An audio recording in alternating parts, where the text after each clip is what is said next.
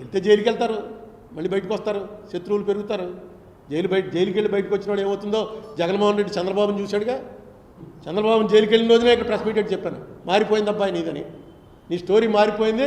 చంద్రబాబు నాయుడు జైలుకి వెళ్ళడం అనేది నీ జీవితంలో చేసిన పెద్ద తప్పు అని. చంద్రబాబు జైలుకి వెళ్ళాడు కాబట్టి అక్కడికి పవన్ కళ్యాణ్ వచ్చి డిక్లేర్ చేశాడు. పవన్ కళ్యాణ్ డిక్లేర్ చేశాడు కాబట్టి బీజేపీతో ఎలియన్స్ అయింది. బీజేపీతో ఎలియన్స్ అయ్యి అక్కడ బీజేపీ ఈయన మీద ఆధారపడి వచ్చే పరిస్థితి వచ్చింది. ఇక్కడ చరిత్రలో ఎన్ని లేనని సీట్లు వచ్చాయి, ఎప్పుడు చూడని సీట్లు వచ్చాయి. ఒక్క తప్పు, నిజానికి చంద్రబాబు నాయుడు గారిని ఆ కేసులో నాకు తెలిసిన నాలెడ్జ్ ప్రకారం ఆయన్ని జైలుకి పంపేటువంటింత లేవు ఛార్జెస్. ఎందుకంటే మనీ ట్రైన్లో ఆయన దాకా డబ్బు వచ్చింది అని అక్కడ చూపించేది లేదు. అందుకే నేను సిబిఐకి అప్పచెప్పండి అన్నాను. ఇక నన్ను మామూలు జైలుకి వచ్చి చూసిన ప్రతి వాళ్ళల్లో బూతులు తిట్టిపోయారు. ఇప్పుడు మనకు అందులో ఏంటంటే పెద్ద వాళ్ళందరూ ఇప్పుడు చాలా పెద్ద మంత్రులు అది అయిపోయారు, వాళ్ళందరూ నన్ను బూతులు తిట్టిపోయారు. ఆ వీడియోలు అప్పుడప్పుడు చూసుకుని నవ్వుకుంటూ ఉంటాను. ఇంత పెద్దవాడు కూడా మన మీద ఇంత టైం స్పేర్ చేశాడు. ఈవేళ మనకి అపాయింట్మెంట్ దొరకదు వీడిది, కానీ మన కోసం 15 నిమిషాలు వాడు మాట్లాడాడు, పావు గంట వాడు 25 నిమిషాలు, అరగంట తిట్టిపోయారు. ఈవేళ ఏమైంది, వాళ్ళే అధికారంలోకి వచ్చారు, జైలుకి వెళ్ళిన వాళ్ళే. ఏదని రిపర్కషన్స్ ఏంటి అని ఊహించగలిగిన వాడు సక్సెస్ఫుల్ లీడర్ అవుతాడు. ఆ ఊహ ఉండదు. మీకు ఒకటే ఉదాహరణ, మీకు మహాభారతం అందరూ చూశారు కదా, అందరూ చదివారు. కర్ణుడు ఉన్నాడు అందులో. కర్ణుడికి ఇంద్రుడు ఒక శక్తి ఇచ్చాడు.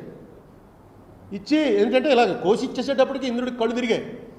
ఇంద్రుడికి నిజానికి కర్ణుడు ఓడిపోవాలనే ఉంది, కానీ ఆ కర్ణుడు చేసిన పని చూశాక కళ్ళు తిరిగి ఏం కావాలని ఆయన నీకు అన్నాడు. నాకు ఒక శక్తి, ఒక మనిషి ఉన్నాడు, వాడిని చంపడం కోసం నాకు ఒక శక్తి కావాలని. ఎవడా మనిషి అందరికీ తెలుసు, అర్జునుడిని చంపడం కోసం శక్తి అడిగాడు. ఇంద్రుడికి తెలుసు ఇది ఎవడ మీద వాడతాడో. ఇంద్రుడు ఇచ్చేశాడు అయినా, ఎందుకంటే ఇక దయలో చెప్పేశాడు ఏం కావాలరా నీకని. మనకు అర్థమైన విషయం ఏంటంటే కురుక్షేత్ర యుద్ధంలో కర్ణుడు ఏ రోజు బయటకు వచ్చి ఆ రోజు అర్జున చావు అని పట్నం కొట్టాడు, అయిపోయింది, యుద్ధం క్లోజేగా. ఎందుకు కొట్టలేదు? పొద్దున్న లేచాడు, బయటకు వచ్చేటప్పటికి మర్చిపోయేవారట. యుద్ధంలో రాత్రంతా అనుకునేవారు కూర్చుని, ఒక రోజు అయిపోయింది. ఏంటి కర్ణ ఇది, రేపు పొద్దున్న లేవగానే ఫస్ట్ ముందు అర్జునుడు ఎక్కడున్నాడో చూసి పట్నం కొట్టే అయిపోయింది యుద్ధం అని. నాకు నిన్న జ్ఞాపకమే రాలేదు, రేపు కొట్టేస్తాను ఉండండి అని. మొన్నటి పొద్దున సాయంత్రం అయ్యేటప్పటికి మళ్ళీ ఇదే పరిస్థితి. ఎందుకు మర్చిపోయేవారంటే ఇప్పుడు ముఖ్యమంత్రులు, మంత్రులు, అధికారంలో ఉన్నవాళ్ళు, అంతకుముందు జగన్ టైంలో అధికారంలో ఉన్నవాళ్ళు ఎందుకు మర్చిపోయేవారు? కాలమహిమ, మనం మళ్ళీ సెకండ్ అయిపోతాంరా, మనం మళ్ళీ అపోజిషన్లోకి వెళ్ళిపోతాం, వాళ్ళు రూలింగ్కి వస్తారు, ఇదంతా జరుగుతూ వచ్చింది అనేది ప్రతి ఒక్కడికి తెలుసు. కానీ పనులు చేస్తున్నప్పుడు అది జ్ఞాపకం రాదు, రాకుండా వెనక్కిపోతూ ఉంటుంది. ఇదే జరుగుతుంది. నేను మొత్తం అందరు రాజకీయాల్లోకి వచ్చే వాళ్ళందరినీ ఒకటే కోరుతాను, మహాభారతం చదవండి. మొత్తం ఇప్పుడు రాజకీయం అంతా అప్పుడు ఉంది. నేను కూడా చదవాలా. నేను కూడా వీళ్ళు పాండవులు, కౌరవులు, కురుక్షేత్రం క్లోజ్ అయిపోవడంతో అయిపోయింది అనుకుంటాం. తర్వాతే ఉంది అసలు కథ అంతా. ఆ తర్వాతే అన్నీ రాసుకుని వచ్చారు, ఎలా ఎప్పుడెప్పుడు ఏమేం జరిగింది, ఎందుకు అలా జరిగింది మొత్తం రాసుకుంటూ వచ్చారు. ఒకసారి ఎప్పుడైనా భారతం టైం ఉంటే చదవండి. నేను ముసలాన్ని అయిపోయాక మొదలెట్టాను అనుకోండి, చాలా ఇంట్రెస్టింగ్. ఈవేళ జరుగుతున్నది కూడా సేమ్ అదే. నేను చంద్రబాబు నాయుడు గారిని రిక్వెస్ట్ చేసేది, ఎందుకంటే నేను నా బయోగ్రఫీ, ఆటోబయోగ్రఫీ రాసుకుంటున్నాను, ఇతర నా కోసం అనుకోండి. ఆ రాసుకున్న దాంట్లో చంద్రబాబు నాయుడు గారికి దాదాపుగా 30-40 పేజీలు రాస్తాను. ఆయన పర్సనల్గా కూడా కలిశాను కాబట్టి, అందుకే రామోజీరావుని కలుద్దామని ప్రయత్నించి విఫలమయ్యాను. పర్సనల్గా కలిశాను కాబట్టి రాస్తాను. రాసే దాంట్లో నేను ఆరోపణలు చేయగలను, కానీ మీరు తప్పు చేశారని దానికి ఆధారం ఇది అనడానికి ఆధారం లేదు. ఇందులో మాత్రం దొరికారు. ఇది ఎందుకు తప్పు చేశారో ఇలాంటి తప్పులు ఇంక రిపీట్ అవనివ్వకండి. రేపు 11వ తారీఖున మా దాంట్లో కూడా మీరు మీ ఇమీడియట్ మీ అడ్వకేట్స్, మీ కౌన్సిల్ని ఆదేశించండి. కరెక్ట్, ఏది న్యాయం, ఏది ధర్మం, అది ఎఫిడేవిట్ చేయండి. ఇక్కడ మళ్ళీ మీరు అభిమానం, దాన్ని ఏమంటారు, ఇచ్చిపుచ్చుకోవడాలు, నాకు వాళ్ళు ఉపకారం చేశారు కాబట్టి నేను వీళ్ళకి ఉపకారం చేయాలి, అవి రానికండి. అది ఈ స్టేజ్లో మీకు అనవసరం. మీరు ఎంత 75 ఏళ్ళు వచ్చి మీకు ఇంత పేరు, భారతదేశంలో ఇంత పేరు వచ్చి ఇన్నిసార్లు ముఖ్యమంత్రి అయ్యి అలాంటి బలహీనతగా మాత్రం లొంకండి. ధర్మం వైపు, చట్టం వైపు ఉండండి. Thank you.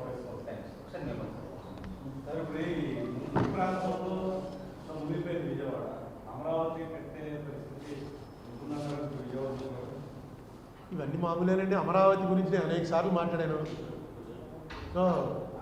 వాళ్ళు అక్కడ నిర్ణయం తీసుకున్నారు, కడతారు, దానికి ఏం కావాలో అది చేస్తారు. ఇప్పుడు ముంపు వచ్చింది కాబట్టి అమరావతి మునిగిపోతుందని ఇవన్నీ పొలిటికల్ ఎలిగేషన్. నేనేం రాజకీయ పార్టీకి సంబంధించిన వాడిని కాదు, నాకేమి. అమరావతి అనేది ఆయన నిర్ణయం, నేను బుక్కే రాశాను. ఫస్ట్ అపోజ్ చేసింది నేనే. జగన్ కూడా సపోర్ట్ చేసినప్పుడు నేను అపోజ్ చేశాను. అన్నిటికీ వ్యతిరేకం. అబ్బో చాలాసార్లు అయ్యింది. కానీ వాళ్ళ నిర్ణయం, అది గవర్నమెంట్ నిర్ణయం, తప్పదు కదా. Okay, thank you brothers. మామూలుగా 100 పేజీలు మాట్లాడతారు.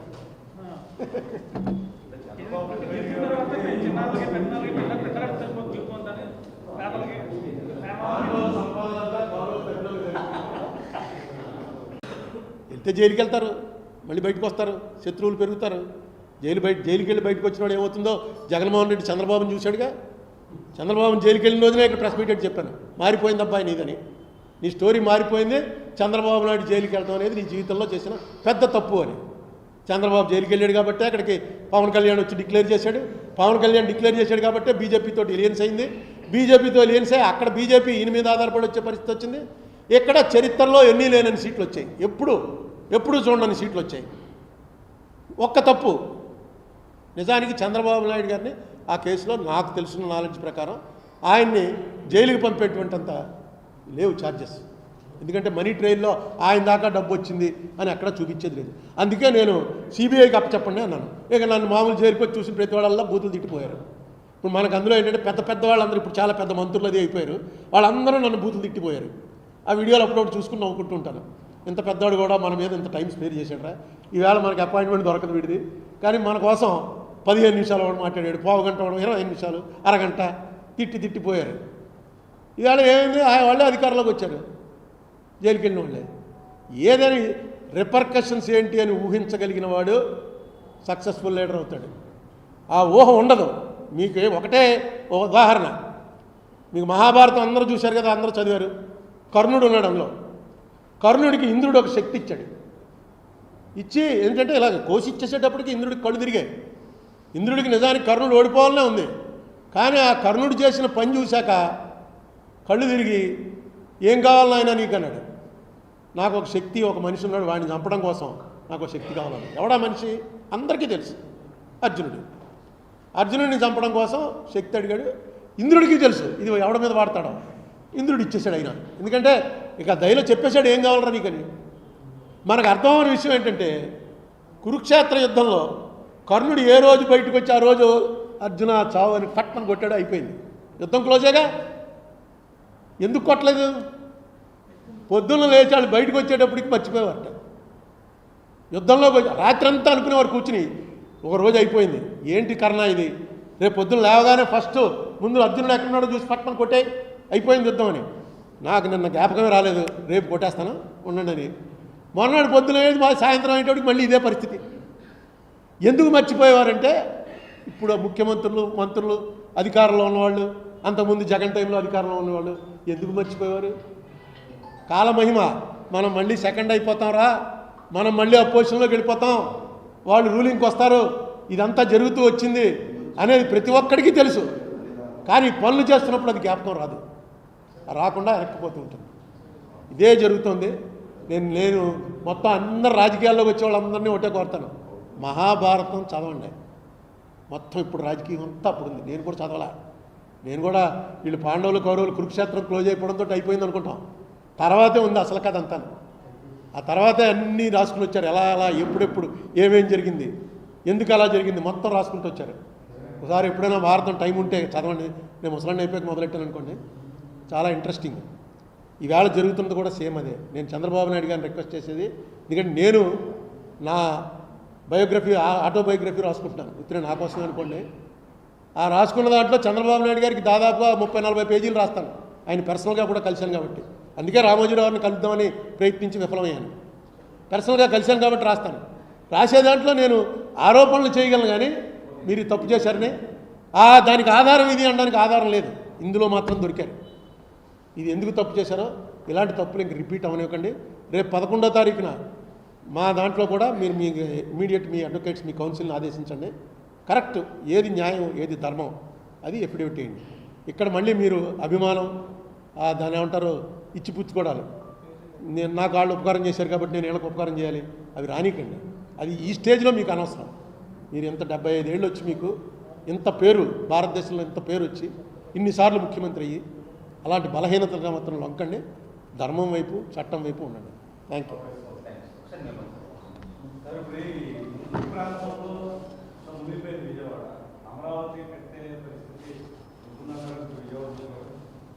ఇవన్నీ మామూలేనండి. అమరావతి గురించి నేను అనేక సార్లు మాట్లాడాను. సో వాళ్ళు అక్కడ నిర్ణయం తీసుకున్నారు, కడతారు, దానికి ఏం కావాలో అది చేస్తారు. ఇప్పుడు ముంపు వచ్చింది కాబట్టి అమరావతి మునిగిపోతుందని ఇవన్నీ పొలిటికల్ ఎలిగేషన్. నేనేం రాజకీయ పార్టీకి సంబంధించిన వాడిని కాదు. నాకేమి అమరావతి అనేది ఆయన నిర్ణయం, ఆయన కట్టింది. నేను బుక్కే రాశాను. ఫస్ట్ అపోజ్ చేసింది నేనే. జగన్ కూడా సపోర్ట్ చేసినప్పుడు నేను అపోజ్ చేశాను. అన్నిటికీ వ్యతిరేకం. అబ్బో చాలాసార్లు అయ్యింది. కానీ వాళ్ళ నిర్ణయం, అది గవర్నమెంట్ నిర్ణయం, తప్పదు కదా. Okay, thank you brothers. మామూలుగా 100 పేజీలు మాట్లాడతారు.